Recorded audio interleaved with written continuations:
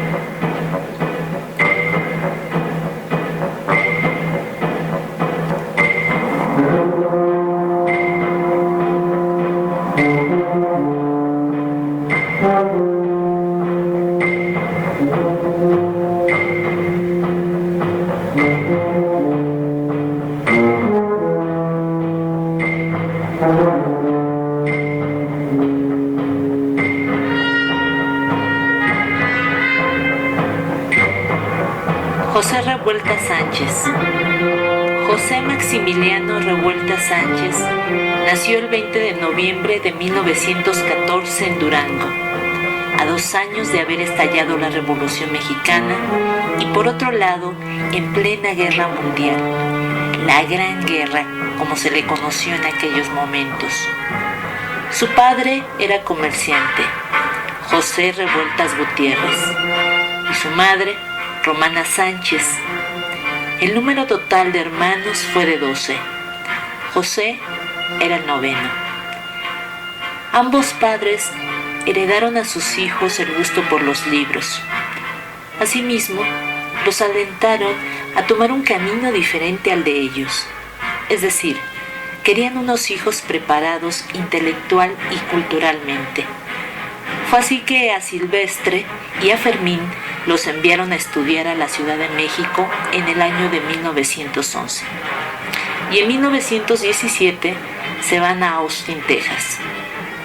Debido a la participación de Estados Unidos en la Gran Guerra, los hermanos se trasladan a Chicago, en la misma sede de la escuela. Silvestre continúa con sus estudios de violín y Fermín con los de pintura. Ambos inician un acercamiento con los movimientos obreros.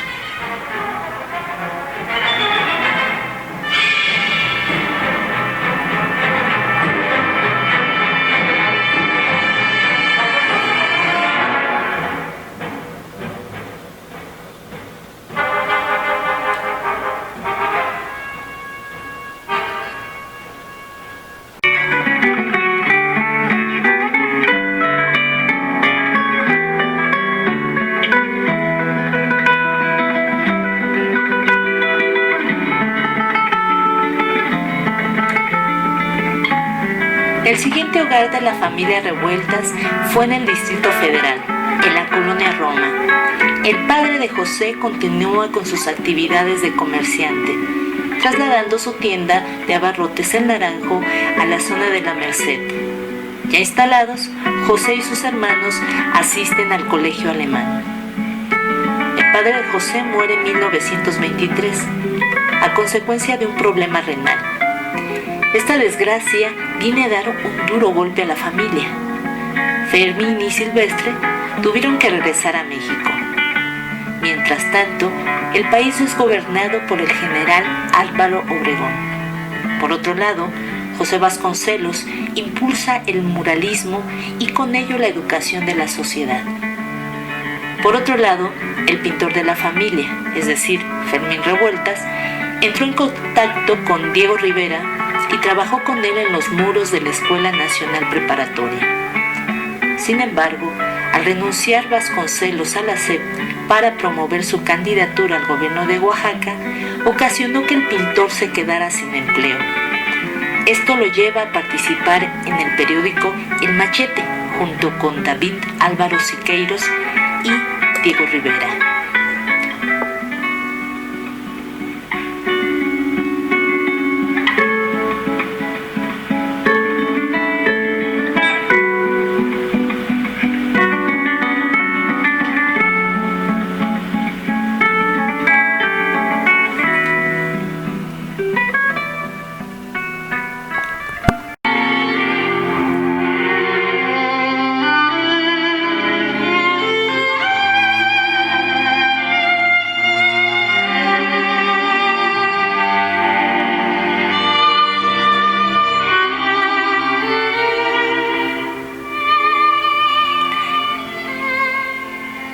Tanto Silvestre como Fermín se vieron en apuros económicos. El primero regresó a Chicago en 1924. Volvió definitivamente a México en 1928 y estableció una relación laboral y de amistad con Carlos Chávez, quien lo invitó a participar en la Orquesta Sinfónica de México. Revueltas habla de su hermano. A esto hay que añadir que después fue director del conservatorio. Determinadas circunstancias de tipo organizativo impidieron seguir como director. Bien, pero vemos que su carrera musical fue en cierto sentido muy expedita, muy libre, y que él tuvo una aplicación absolutamente dedicada a la música y que no tomó como una razón frívola ni como un oficio aleatorio, sino como una cosa constante y orgánica de su propio ser y de su manera de expresarse. La obra de Silvestre es breve si la consideramos en su conjunto, pero es una obra inconforme, es una obra que puso en cuestión el contexto musical de México. México no salía entonces musicalmente de las academias, sí, las academias Liszt, las academias Chopin.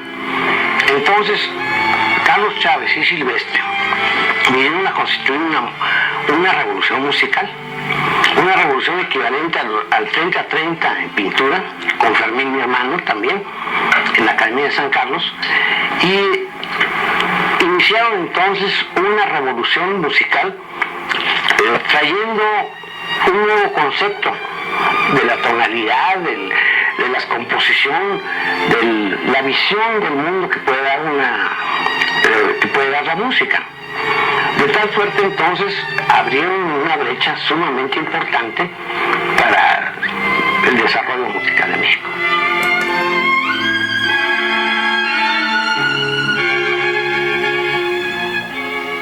La otra hermana de José, que se dedicó al aspecto artístico y cultural, fue Rosaura Revueltas. Trabajó como actriz y tuvo un gran éxito en su papel protagónico en el filme La sal de la tierra. La familia Revueltas se cambió a la colonia La Merced. La situación se volvía más crítica y finalmente se llegó a la quiebra del negocio familiar. Los hijos tuvieron que dejar el colegio alemán para ingresar a una escuela pública. Al morir el padre de José, este dejó de tener el férreo control que antes tenía, así que empezó a deambular por las calles sórdidas, pero novedosas de La Merced. Esto le dio elementos de la realidad que anteriormente desconocía. Su estancia en la escuela la cancela a los 13 años de edad. Buscó refugio en las salas de la Biblioteca Nacional.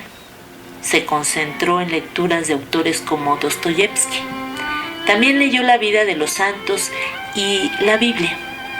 El manifiesto comunista de Marx y Engels lo cautivó por ser un llamado universal para que los oprimidos hicieran una transformación revolucionaria.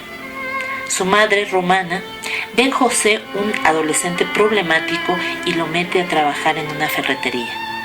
En dicho lugar conoce a un hombre del cual se hace su amigo y quien le refomentó aún más el interés por el comunismo y el marxismo. A partir de allí, José buscó todos los medios a su alcance para ingresar a las filas del Partido Comunista Mexicano, que para ese entonces era ilegal y por lo tanto arriesgado ser miembro de dicho partido. Sobre ese episodio de su vida le dice Revueltas a Poniatowska: mi familia se encontraba en la bancarrota más absoluta, en la miseria más escandalosa. Mi papá estaba muerto, quebró la casa, se acumularon las deudas. Mi mamá me mandó a una ferretería donde tenía ciertas influencias. Rico y Trujillo se llamaba la ferretería.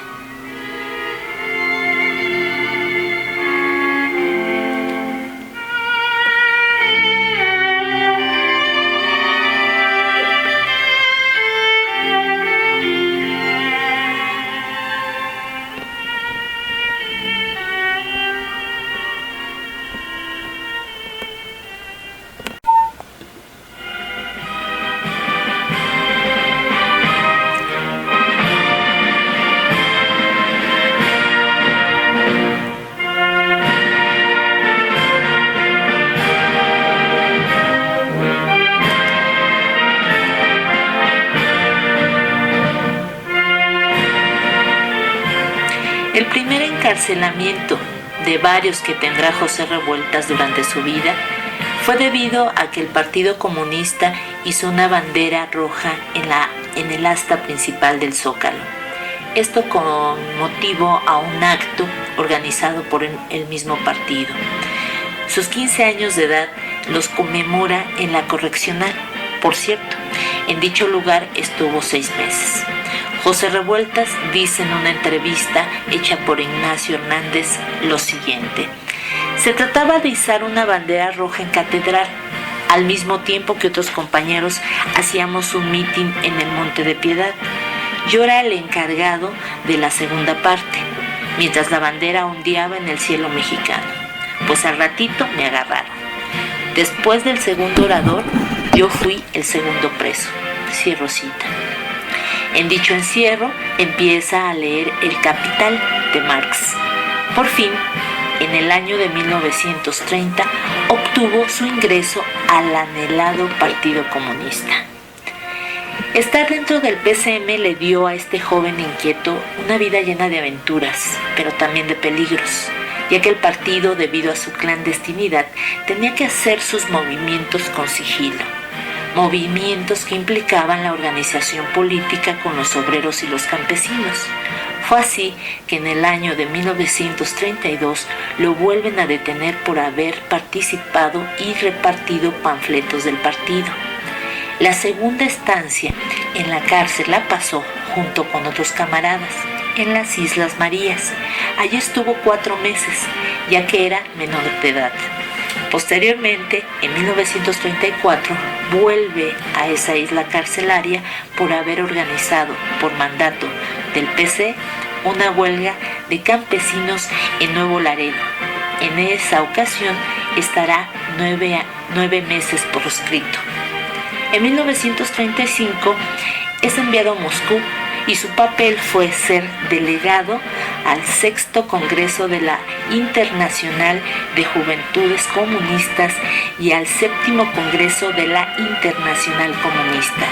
Es allí, en tierras europeas, que es enterado por su madre que Fermín, su hermano, ha muerto. Solo contaba con 32 años y sus problemas de alcohol habían sido crónicos, una enfermedad que sufrió tanto Silvestre como José. Ya en México, José se dedicó a la formación de jóvenes comunistas. También daba clases de derecho obrero en la secundaria nocturna para obreros. Allí conoció a la mujer que sería su primera esposa, la normalista Olivia Peralta. El 15 de mayo de 1937 se unen en matrimonio, del cual nacerán Andrea, Fermín, Pablo y Olivia.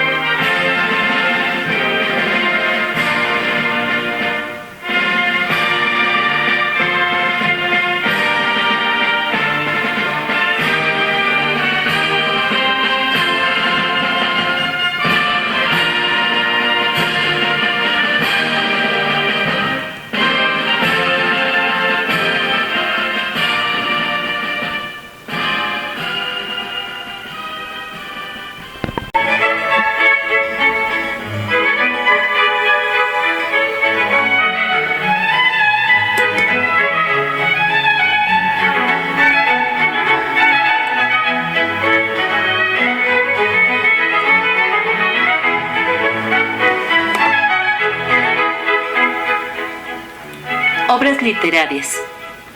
El primer cuento que publicó nuestro autor fue Foreign Club.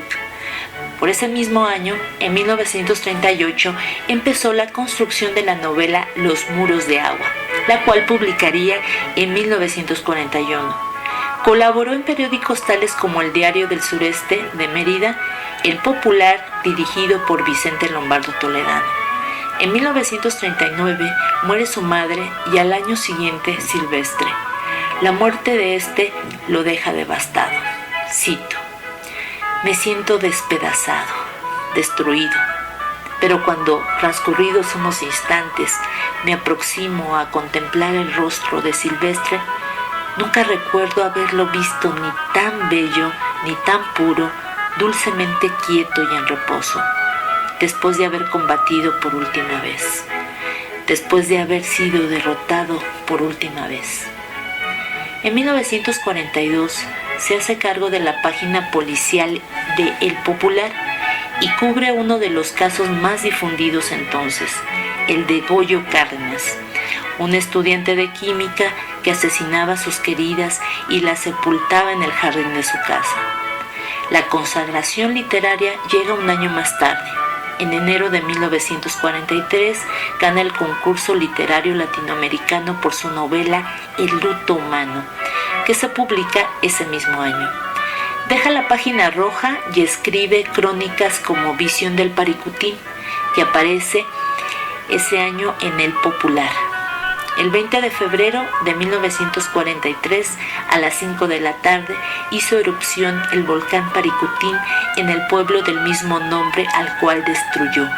En purépecha, Paricutín significa a un lado del camino, en aquel lado.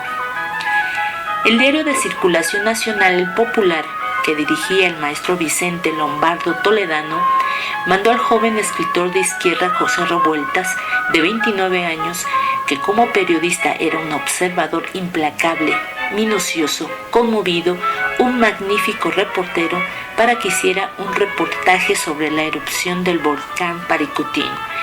El trabajo lo realiza Revueltas en Uruapan, 40 días después de la erupción.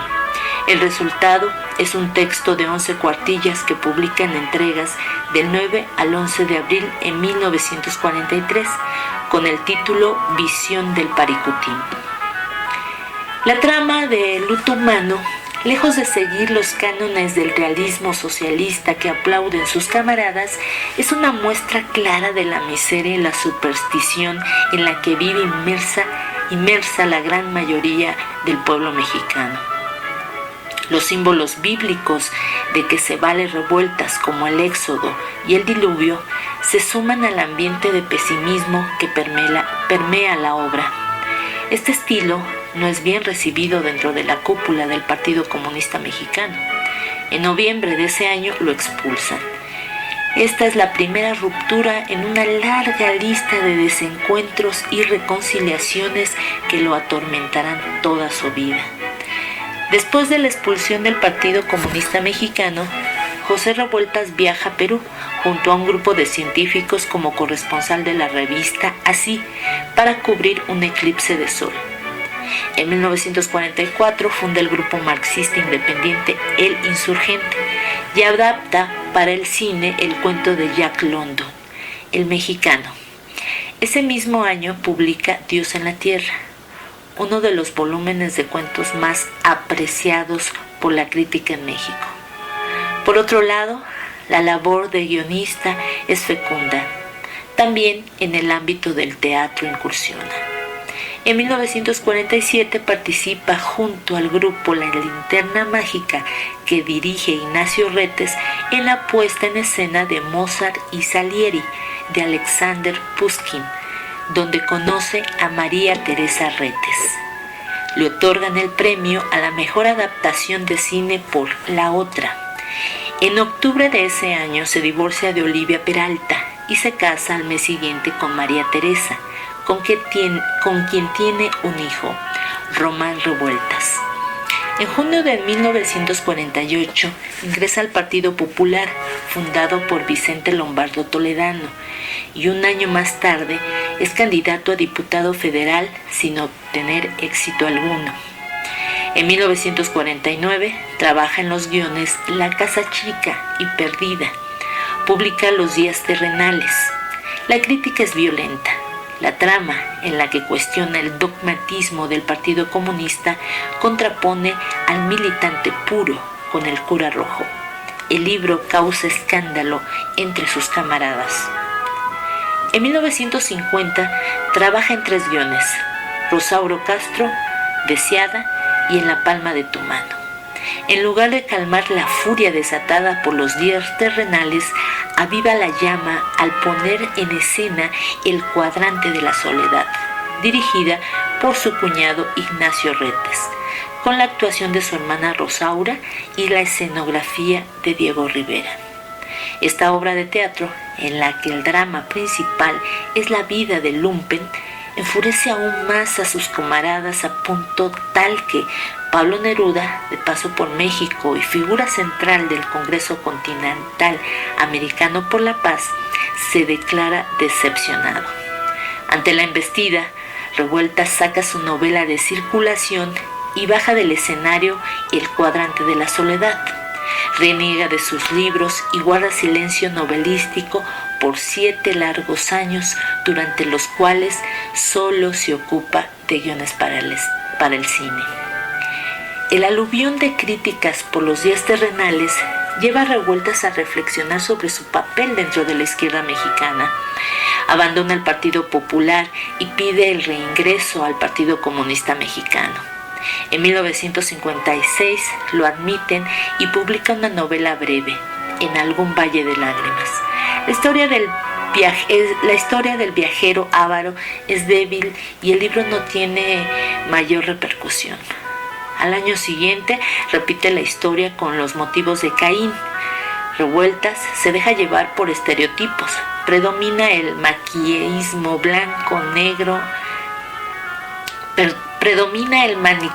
blanco-negro, bueno-malo, sin términos medios ni personajes complejos, como en otros textos suyos.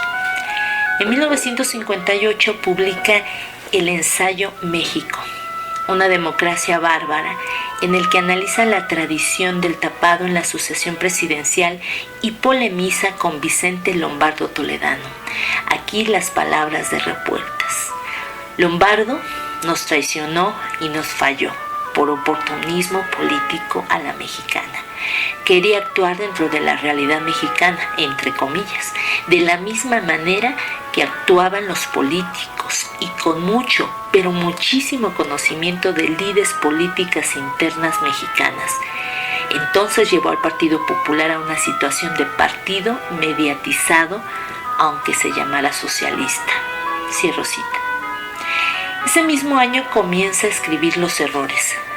2 años después lo expulsan del Partido Comunista Mexicano por sus críticas al mismo e ingresa al Partido Obrero Campesino Mexicano. Sale de ese partido y funda la Liga Leninista Espartaco junto a Eduardo Lizalde, Jaime Labastida y Enrique González Rojo. Publica Dormir en Tierra, 1960, un magnífico conjunto de cuentos que dedica a su hermano Silvestre. Participa en una huelga de hambre pidiendo la libertad del líder ferrocarrilero Demetrio Vallejo, recluido en la cárcel preventiva de Lecumberri.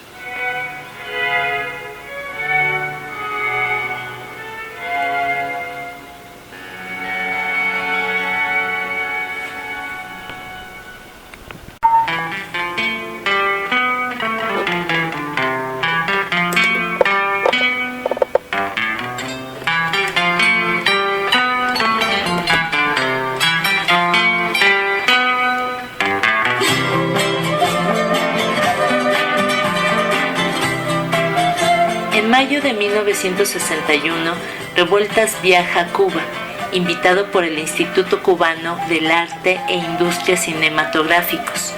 Permanece 6 meses dictando clases sobre cine, a la vez que colabora en algunos guiones. De este material no se conoce nada hasta la fecha.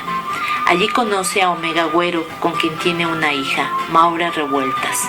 De regreso al país culmina la escritura del ensayo sobre un proletariado sin cabeza, una tesis sobre la inexistencia histórica del Partido Comunista y su incapacidad para organizar y tutelar a la masa obrera. La Liga Leninista Espartaco publica el libro y un año después es expulsado de esa célula. Eduardo Lizalde sale con Revueltas. En junio de 1964 publica Los Errores, su más ambicioso proyecto novelístico. Es el primer libro del autor que vio la luz en una casa editorial acreditada, el Fondo de Cultura Económica. En febrero de 1968 viaja otra vez a Cuba junto con su esposa María Teresa Retes y su hijo Román, como parte del jurado del Premio Casa de las Américas. A su regreso, en el aeropuerto de la Ciudad de México, es sometido a un interrogatorio y expuesto a una minuciosa revisión de su equipaje. Hasta entonces, Revueltas se desempeñaba en un cargo burócrata dentro de la Secretaría de Educación Pública, presidida por el escritor Agustín Yáñez.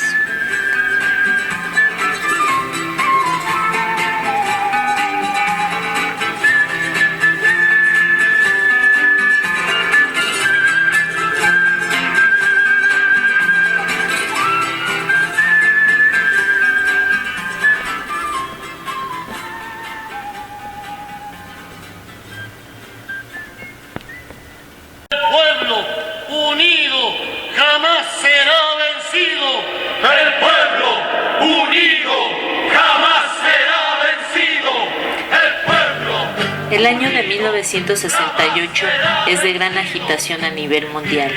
Los movimientos estudiantiles del Mayo francés prenden como reguero de pólvora. A las luchas estudiantiles se suman obreros, intelectuales y amas de casa. La esperanza de aires nuevos contagia a la juventud. México no es la excepción y un conflicto que inicia con una riña entre bandas rivales de fútbol americano, una del Politécnico y la otra de la UNAM, termina con la intervención de los granaderos y la detención de varios estudiantes. Al arresto de los jóvenes le sigue una serie de huelgas en diversos planteles politécnicos y de la UNAM. La irrupción de la policía en dichos planteles tensa el conflicto. Díaz Ordaz centra su interés en mantener el orden porque el país es el anfitrión de las Olimpiadas de ese año. Pero el conflicto, lejos de aminorar, empeora. A las huelgas le siguen marchas y si en un principio protestan por la irrupción de los granaderos, con el paso de los días en las escuelas la demanda inicial desemboca en la exigencia de disolver el cuerpo de granaderos y la renuncia de su jefe Luis Cueto Ramírez. El conflicto empeora cuando en julio de 1968 los granaderos destrozan la puerta de la Preparatoria 1 de la UNAM. Un día después, el rector Javier Barros Sierra condena los hechos y defiende la autonomía universitaria.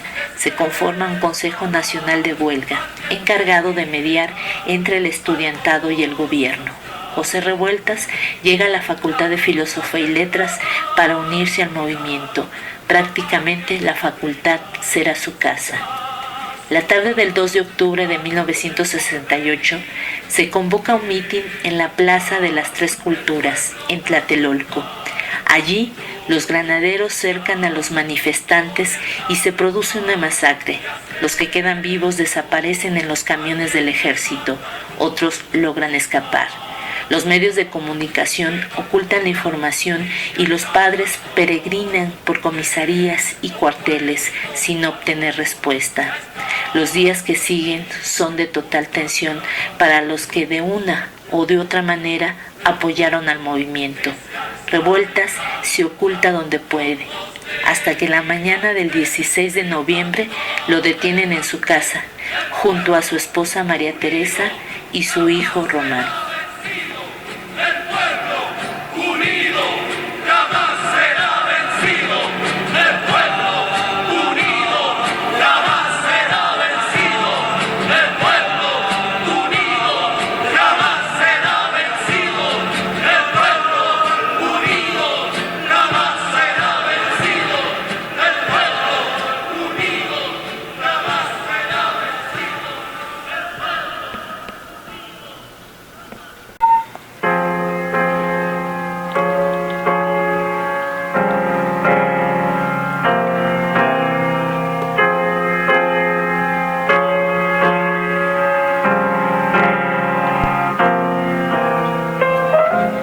Revueltas es recluido en la cárcel preventiva de la Ciudad de México, el Palacio Negro de Lecumberri. Los delitos que le imputan incluyen incitación a la rebelión, asociación delictuosa, sedición, daño en propiedad ajena, ataques a las vías generales de comunicación, robo, despojo, acopio de armas, homicidio y lesiones. Una vez más, como cuando festejó sus 15 años en una correccional, José Revueltas volvía al encierro, ahora justo el día de su cumpleaños número 54. El encierro, lejos de cohibir el espíritu rebelde de Revueltas, lo alienta y el 10 de diciembre de 1969 inicia junto a sus compañeros una huelga de hambre por tiempo indefinido que tendrá graves consecuencias para su salud. En su celda da vida a El Apando, una novela breve que refleja la vida en prisión y describe la miseria humana. El 1 de enero de 1970, los presos comunes entran a las celdas de los políticos. Los agreden y les roban sus pertenencias con la complicidad de los guardias. El 20 se levanta la huelga y a fines de ese año dictan las sentencias. José Revueltas, 16 años. A la alegría de saber que escritores como Pablo Neruda y Arthur Miller piden su libertad, se contrapone la solicitud de divorcio de su esposa, María Teresa Retes. Revueltas redacta el folleto Año Nuevo en Lecumberri. En mayo de 1971, José Revueltas sale en libertad bajo palabra. De inmediato vuelve a trabajar en conferencias sobre literatura y política. Ese año se publica El Cuadrante de la Soledad, cuyo estreno data de 1950. Al año siguiente lo operan del páncreas y su fortaleza física ya no es la misma. Pero aún así, con serios problemas de salud, viaja a Estados Unidos invitado por la Universidad de Stanford, California, para dictar una serie de conferencias. Cuando regresa se instala en el que será su último departamento, en Insurgentes Sur 1224, y se casa por tercera vez, en esta ocasión con Emma Barrón, una estudiante a quien conoce en Stanford, a quien le dobla la edad. A la debilidad del sistema inmune se suma una crisis diabética que lo manda al hospital de nutrición. A pesar de las complicaciones, Revueltas viaja a la Universidad de Berkeley, California, para dictar un curso y en junio sale a París junto a su joven esposa. Publica Material de los Sueños, un conjunto de 8 relatos entre los que destacan Sinfonía Pastoral, de corte policíaco, y Hegel y yo, de temática carcelaria. Llega una nueva invitación a la Universidad de Berkeley, pero esta vez la Embajada de Estados Unidos le niega la visa. Revueltas se va a París y a su regreso publica el que será su último libro, Antología Personal.